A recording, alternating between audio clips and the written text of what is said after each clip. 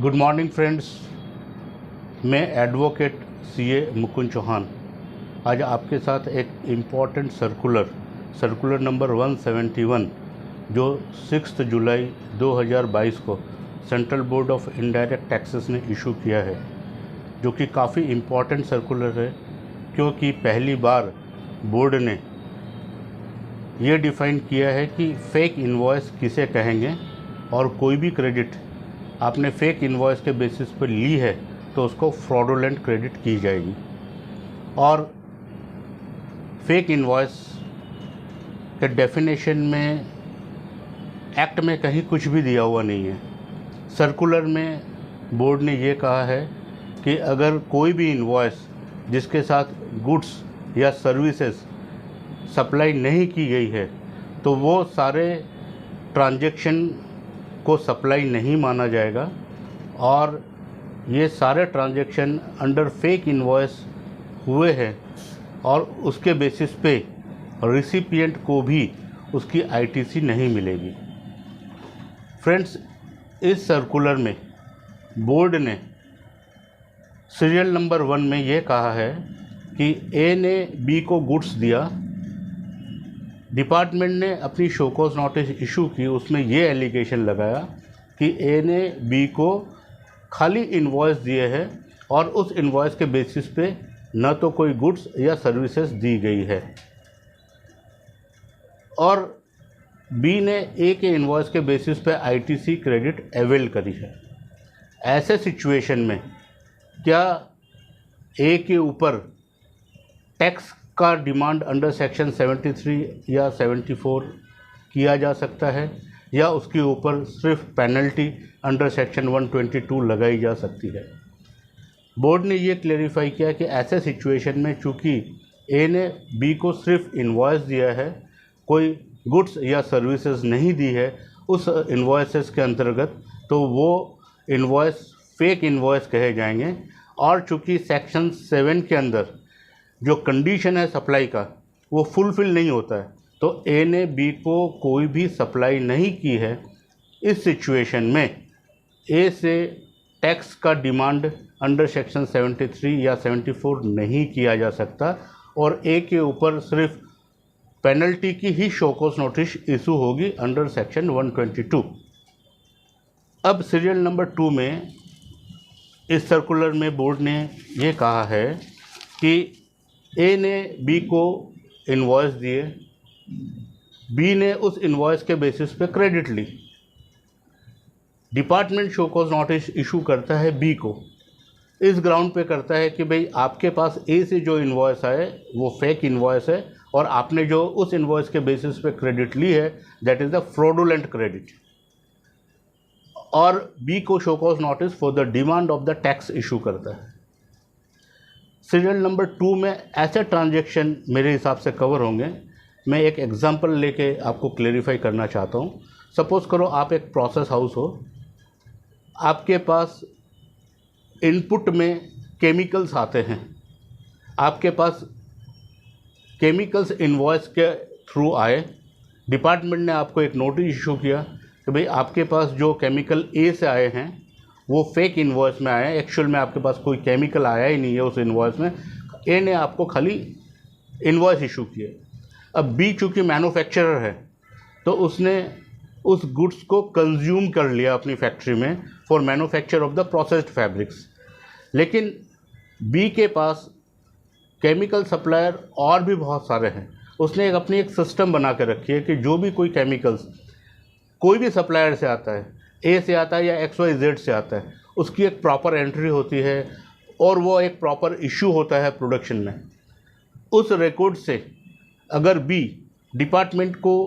ये प्रूफ कर देता है कि ए के पास से हमारे पास केमिकल्स भी आए हैं इनवॉइस के साथ और हमने उस केमिकल्स के इनवॉइस का पेमेंट चेक से किया है,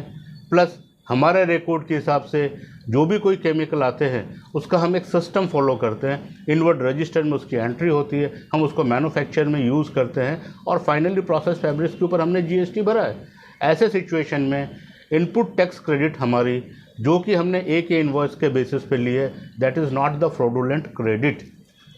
तो मेरा ऐसा पर्सनल मानना है, या जो ये 30 साल का मेरा एक्सपीरियंस है इस फील्ड में इनडायरेक्ट टैक्सेस में, मैं ये कह सकता हूँ कि इस तरह की कोई भी शो कॉज नोटिस जो डिपार्टमेंट ने बी को इशू की है और बी प्रॉपर्ली अपने रिकॉर्ड से ये प्रूफ कर देता है in the reply of the show cause notice, और हायर अथॉरिटी ट्रिब्यूनल और हाई कोर्ट इफ कन्विंस्ड कि यस बी के पास सफिशिएंट एविडेंस है कि उसके पास ए के पास से इनवॉइस के साथ गुड्स भी आया है और उसने उस गुड्स को अपने यहाँ कंज्यूम किया है, अगर ए ने ऐसा कोई भी स्टेटमेंट दिया है कि भाई मैंने बी को खाली इनवॉइस दिए हैं या गुड्स नहीं दिए, तो only the mere in statement of the A is not the sufficient evidence to make a such a grave allegation on the B. A के जितने भी allegations invoice show cause notice में लगे हैं वो सफिशिएंट होने चाहिए in the eyes of the tribunal. फक्त खाली एक स्टेटमेंट रिकॉर्ड करने से और एलिगेशन शो कॉज नोटिस में फ्रेम करने से onus on the department is to proof the transaction under A fake invoice वो पूरा नहीं होता है। ऐसे सिचुएशन में मेरा ऐसा मानना है कि इस तरह की जो भी कोई शो कॉज नोटिस है वो जब हायर फोरम में जाएगी ट्रिब्यूनल में या हाई कोर्ट में, तो फिर वो आगे जाकर टिकेगी नहीं, वो डिमांड जो है वो इस्टेब्लिश नहीं कर पाएगा डिपार्टमेंट। अब सीरियल नंबर 3 में इस सर्कुलर में गवर्नमेंट ने ऐसे ट्रांजैक्शन लिए है कि ए ने बी को कोई इनवॉइस दिया और बी ने सी को वो गुड्स आगे पास ऑन कर दिया, बेच दिया, और बी ने सी का इनवॉइस इशू कर दिया। ऐसे सिचुएशन में फर्स्ट 2 एग्जांपल्स में ये तो क्लियर हो गया कि डिपार्टमेंट ये कहता है कि भाई ए के पास से अपने कोई टैक्स नहीं ले सकते क्योंकि उसने खाली इनवॉइस दिया है, और चूंकि बी के पास ए से खाली इनवॉइस आया है तो बी ने भी सामने सी को खाली इनवॉइस ही दिया है, उसने भी उस बी के और सी के बीच का जो ट्रांजैक्शन है उस इनवॉइस में कोई भी गुड्स बी ने सी को पास ओवर नहीं किया है। इस सिनारियो में बी के पास से भी हम टैक्स का डिमांड अंडर सेक्शन 73 और 74 नहीं कर सकते क्योंकि सेक्शन 7 में जो सप्लाई का कंडीशन है वो बी भी फुलफिल नहीं कर रहा है। ऐसे सिचुएशन में बी से हम खाली पेनल्टी ही वसूल कर सकते हैं अंडर सेक्शन 122। अब इस सर्कुलर में ये सारे इश्यूज साइलेंट है कि अगर बी ने अपने डिफेंस रिप्लाई में सारे एविडेंसेस डिपार्टमेंट को दिए कि भाई ए के पास से जो गुड्स आया था सेम का सेम वही गुड्स मैंने सी को बेच दिया, या कोई bill to ship to transaction में बी ये प्रूफ कर देता है कि ए की गुड्स की डिलीवरी सीधी सी के पास गई और मैंने वो गुड्स सी को बेच दिया, सी के पास से भी मेरे पास बैंकिंग ट्रांजैक्शन में सारे पेमेंट आए। ऐसे सिचुएशन में ये सर्कुलर ये कहता है कि आप बी से टैक्स नहीं ले सकते क्योंकि डिपार्टमेंट का परसेप्शन है कि जो बी और सी का ट्रांजैक्शन है that is also a paper transaction only, कोई गुड्स बी ने सी को नहीं दिया है। लेकिन इस सर्कुलर में ये क्लैरिफिकेशन नहीं है कि जब बी ने ये प्रूफ कर दिया कि भाई मेरे रिकॉर्ड के हिसाब से मैंने इनवॉइस के साथ गुड्स सी को दिए है और मेरे पास बैंकिंग चैनल से पेमेंट आया है, तो now you have to travel to see for the demand of the tax. इस चीज़ का क्लैरिफिकेशन कहीं भी नहीं है इस सर्कुलर में। प्लस अभी तक जितनी भी शो कॉज नोटिस इशू की गई है डिपार्टमेंट के द्वारा उसमें डिपार्टमेंट ने नोटिस में यही एलिगेशन लगाया कि ए ने बी को खाली इनवॉइस दिए हैं, गुड्स नहीं दिया, तो टैक्स का डिमांड उन्होंने बी से ही किया है क्योंकि बी और सी के ट्रांजैक्शन को कभी डिपार्टमेंट ने चेक करने की कोशिश ही नहीं की। ऐसे सिचुएशन में इस सर्कुलर से बी अगर ये प्रूफ कर देता है कि भाई मेरे पास गुड्स आया था और मैंने सी को गुड्स पास ऑन कर दिया है, और जब मैंने आउटवर्ड सप्लाई करी तब मैंने ऑलरेडी आउटवर्ड सप्लाई के ऊपर टैक्स भर दिया है, तो जो इनवर्ड सप्लाई के ऊपर मेरे पास क्रेडिट आई थी उसके ऊपर वैल्यू एडिशन करके मैंने आउटवर्ड सप्लाई में इनपुट टैक्स क्रेडिट से ज़्यादा ही टैक्स आउटवर्ड सप्लाई में भर दिया है। ऐसे सिचुएशन में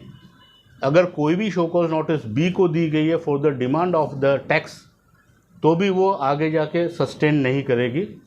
क्योंकि आर्टिकल 265 ऑफ द कॉन्स्टिट्यूशन ये कहता है कि government can not collect the tax without the authority of the law. B ये कहना चाहता है in the defence reply of the show cause notice कि मैंने आउटवर्ड सप्लाई में ऑलरेडी टैक्स जो भरा है वैल्यू एडिशन के साथ, उसमें इनपुट टैक्स क्रेडिट का जो टैक्स जो आईटीसी है वो मैंने आउटवर्ड सप्लाई में गवर्नमेंट को दे दी और गवर्नमेंट ने उस आउटवर्ड सप्लाई की क्रेडिट को रिटेन करके रखा है। इस सिचुएशन में गवर्नमेंट मेरी आउटवर्ड टैक्स सप्लाई का टैक्स भी रिटेन कर रही है और मेरे से इनपुट टैक्स क्रेडिट भी डिनाई कर रही है, तो government can not collect the tax from the both and. ये सर्कुलर भी यही कहता है कि ऐसे सिचुएशन में आप बी से कोई भी टैक्स कलेक्ट नहीं कर सकते और आपको बी के ऊपर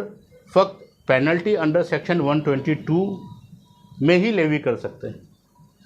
अब ये सर्कुलर आने के बाद मेरा ऐसा मानना है कि जितनी भी शो कॉज नोटिस अभी इशू की गई है, चाहे वो स्टेट जीएसटी डिपार्टमेंट हो चाहे वो सेंट्रल जीएसटी डिपार्टमेंट हो, सब ने इस परसेप्शन में ही शो कॉज नोटिस इशू की है कि ए ने बी को जो इन्वॉइस दिए वो फेक इन्वॉइस है और सारा टैक्स का जो डिमांड है वो उन्होंने बी के ऊपर फोकस किया है। और बी ने भी अपने डिफेंस रिप्लाई में सफिशिएंट एविडेंस डिपार्टमेंट को दिए है कि जो गुड्स मेरे पास ए से आए थे इन्वॉइस में, वो गुड्स आइदर मैंने अपनी फैक्ट्री में कंज्यूम कर लिया या तो मैंने उसको सी को बेच दिया है, उसके ये सारे एविडेंस है। तो आप मेरे से टैक्स का डिमांड नहीं कर सकते, आपको जो भी टैक्स का डिमांड करना है वो आप सी से करो। अब फ्रेंड्स, ऐसे भी सिचुएशन आ सकती है कि ए ने बी को इन्वॉइस पे गुड्स दिया, बी जो है वो एक मैन्युफैक्चरर है, उसने उस गुड्स को मैन्युफैक्चर करके सी को दिया, सी जो है वो एक्सपोर्टर है और उसने उस गुड्स को एक्सपोर्ट कर दिया। ऐसे सिचुएशन में now the onus is on the department to prove कि वो टैक्स किससे वसूल करेगा। मैं एक एग्जांपल लेता हूँ कि बी जो है उसके पास एक एम्ब्रॉयडरी की मशीन है, उसने ए से प्रोसेस्ड फैब्रिक्स लिया, उस प्रोसेस फैब्रिक्स के ऊपर बी ने एम्ब्रॉयडरी करके या तो साड़ी बनाई या तो उसने ड्रेस मटेरियल बनाया या तो उसने दुपट्टा बनाया और उसने उस प्रोसेस्ड फैब्रिक्स के ऊपर अपना वैल्यू एडिशन करके फाइनल प्रोडक्ट को किसी एक्सपोर्टर को दे दिया और उस एक्सपोर्टर ने उस गुड्स को एक्सपोर्ट कर दिया। बी जो है वो मशीन ईपीसीजी में लाया था, इसलिए उसको एक्सपोर्ट ऑब्लिगेशन भी पूरा करना था। ऐसे सिचुएशन में बी ने एक्सपोर्टर जो कि सी है उसको गुड्स दिया, तो सी ने अपने शिपिंग बिल में बी का ईपीसीजी लाइसेंस का नंबर भी डाल दिया, उसका इनवॉइस की डिटेल भी डाल दी और वो गुड्स फाइनली एक्सपोर्ट हो गया, उसका रिमिटेंस भी आ गया। ऐसे सिचुएशन में डिपार्टमेंट ये नहीं कह सकता कि ए ने बी को खाली इनवॉइस ही दिया है और कोई गुड्स बी के पास ए से उस इनवॉइस में नहीं आया, क्योंकि सब्सिक्वेंट ट्रांजैक्शन से ये प्रूफ होता है। और जब सब्सिक्वेंट ट्रांजैक्शन हो रहे हैं और वो गुड्स कस्टम से क्लियर हो रहा है तो कस्टम्स ऑफिसर ने भी उस गुड्स को वेरीफाई किया, तो ये इस्टेब्लिश नहीं होता है कहीं भी कि भाई बी और सी का जो ट्रांजैक्शन है वो जेन्युइन नहीं है। ऐसे सिचुएशन में जितनी भी कोई शो कॉज नोटिस इशू की गई है, मेरा ऐसा पर्सनली मानना है कि ये सारी शो कॉज नोटिस की डिमांड जो बी के ऊपर फोकस की है डिपार्टमेंट ने, वो आगे जाके सस्टेन नहीं करेगी। और फ्रेंड्स, एक इशू ये भी उठता है कि सेक्शन 76 यह कहता है कि अगर कोई भी आदमी किसी के पास से टैक्स के नाम का कोई भी अमाउंट कलेक्ट करके रखता है तो वो उसको गवर्नमेंट को जमा कराना ही पड़ेगा। Any person can not collect the tax in the name of the tax and retain with himself. अब बहुत सारे ऐसे ट्रांजैक्शन है जिसमें ए ने बी को इन्वॉइस दिए, बी ने ए को इन्वॉइस वैल्यू का टोटल पेमेंट चेक से कर दिया इंक्लूडिंग द टैक्स। अब इस सिचुएशन में ए के पास टैक्स का अमाउंट भी आ गया, तो क्या डिपार्टमेंट ए से अंडर सेक्शन 76 टैक्स वसूल नहीं करेगा? और अगर ए से टैक्स वसूल कर लेता है डिपार्टमेंट अंडर सेक्शन 76, तो फिर सारी चेन की जो भी क्रेडिट है वो वैलिड हो जाएगी। ये सवाल जो है अभी एक क्वेश्चन मार्क है। सेकंड, अभी तक जितनी भी शो कॉज नोटिस इशू हुई है, चाहे वो स्टेट जीएसटी डिपार्टमेंट हो या सेंट्रल जीएसटी डिपार्टमेंट हो, उन्होंने बी को फोकस करके उसके पास से टैक्स डिमांड किया है। अगर ये सब्सिक्वेंटली प्रूव हो जाता है कि भाई बी के पास गुड्स आए थे और बी ने गुड्स जो है वो सी को दिए हैं, तो क्या सब्सिक्वेंटली डिपार्टमेंट बी से पेनल्टी अंडर सेक्शन 22 वसूल कर सकता है? क्योंकि जो शो कॉज नोटिस इशू की गई है उसमें उन्होंने टैक्स और पेनल्टी अंडर सेक्शन 73 और सेक्शन 74 ही लगाए हैं। He can not travel beyond the scope of the show cause notice. तो फ्रेंड्स, अभी बहुत सारे ऐसे इश्यूज़ हैं जो क्लेरिफिकेशन होना बाकी है। अब इस सर्कुलर के सीरियल नंबर 2 में बोर्ड ने खुद ही कहा है कि सर्कमस्टेंसेस और जो एविडेंसेस और रिकॉर्ड पे आते हैं अकॉर्डिंगली ये सिचुएशंस चेंज होंगे तो आपको उसके मेरिट के बेसिस पे केस को डिसाइड करना पड़ेगा। और मेरिट के बेसिस पे केस को डिसाइड करने के लिए इन्वेस्टिगेशन और एविडेंसेस डिपार्टमेंट को at the time of the issue of the show cause notice properly put up करने पड़ेंगे, जिससे आप ये डिमांड कर रहे हो। लेकिन अभी तक स्टेट जीएसटी और सेंट्रल जीएसटी डिपार्टमेंट ने मेरे हिसाब से खाली स्टेटमेंट ही रिकॉर्ड करते हैं ए का अंडर द प्रेशर, और ए से किसी भी हिसाब से वो ये स्टेटमेंट रिकॉर्ड करवा लेते हैं कि भाई मैंने खाली इनको बी को इन्वॉइस दिया है और कोई गुड्स नहीं दिया है, और only and only on the basis of the statement वो बी के पास पहुंच जाते हैं और बी से जो है कोअर्सिवली वो टैक्स वसूल करते हैं या वसूल करना चाहते हैं और फिर उसको उसकी शो कॉज नोटिस इशू कर देते हैं। तो फ्रेंड्स, बिफोर आई कंक्लूड, मैं आपसे यही रिक्वेस्ट करूंगा कि आपके कोई भी क्लाइंट का कोई भी शो कॉज नोटिस जिसमें कि एलिगेशन फेक इनवॉइस का लगा हुआ है, आप उसको प्रॉपर्ली डिफेंड करिए। आप सारे एविडेंसेस अपने डिफेंस रिप्लाई में डिपार्टमेंट को दीजिए और आप ये प्रूफ करिए कि भाई बी के पास ए से इनवॉइस के साथ गुड्स आया था और बी ने भी उस गुड्स को सी को बेचा है, उसमें आउटवर्ड सप्लाई में प्रॉपर्ली उसने टैक्स भरा है। इनपुट टैक्स क्रेडिट से हो सकता है आउटवर्ड सप्लाई के टैक्स अमाउंट ज़्यादा हो। तो ऐसे सिचुएशन में मेरा ऐसा मानना है कि जब ये मैटर हायर फोरम के पास आएगा, ट्रिब्यूनल या हाई कोर्ट में, तो हो सकता है कि टैक्स पेयर जो है